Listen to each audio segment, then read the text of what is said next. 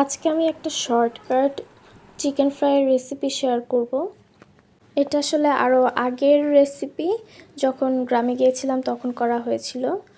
তো আমি এখানে এই সাইজের চিকেনের পিস নিয়ে নিয়েছি। এর মধ্যে দিয়ে দিব লবণ, মরিচ, পরিমাণ মতো আদা বাটা, রসুন বাটা, জিরা বাটা আর লেবুর ফালি নিয়ে নিয়েছি। কয়েক চামচ লেবুর রস দিব। আর এখানে আমি টমেটো কেচাপ দিয়ে দিচ্ছি। তোমাদের কাছে যদি সয়া সস, টমেটো সস এগুলো অ্যাভেলেবেল থাকে তাহলে অবশ্যই দিবে।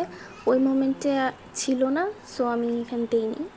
দেন এগুলোকে খুব ভালোভাবে মিক্স করে আমি 1 থেকে 1.5 ঘন্টার জন্য রেস্টে রাখবো। 1.5 ঘন্টা পর এসে আমি এখানে আলাদা একটা বোলে আটা নিয়ে নিয়েছি। তার মধ্যে মরিচ গুঁড়া আর একটু লবণ দিয়ে দিয়েছি। এখানে আমি আটা ইউজ করেছি, তোমরা ময়দা ইউজ করতে পারো। ময়দা ইউজ করলে এটা আরও বেশি ক্রিস্পি হবে। আর তোমাদের কাছে যদি কর্নফ্লাওয়ার অ্যাভেলেবেল থাকে অবশ্যই কর্নফ্লাওয়ার দিবে। এরপর আমি ম্যারিনেট করে রাখা চিকেনগুলো থেকে একটা চিকেনের পিস নিয়ে সেই আটার মিশ্রণটার মধ্যে দিয়ে দিব। খুব ভালোভাবে কোট করে নিব।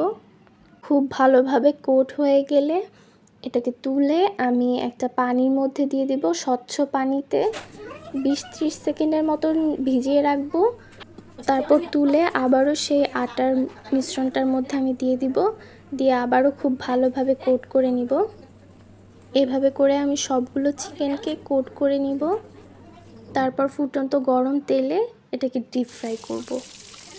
খুব সুন্দরভাবে এপিট ওপিট করে ভেজে নিব। 10 থেকে 12 মিনিট সময় নিয়ে এক একটা ব্যাচ ভাজবো।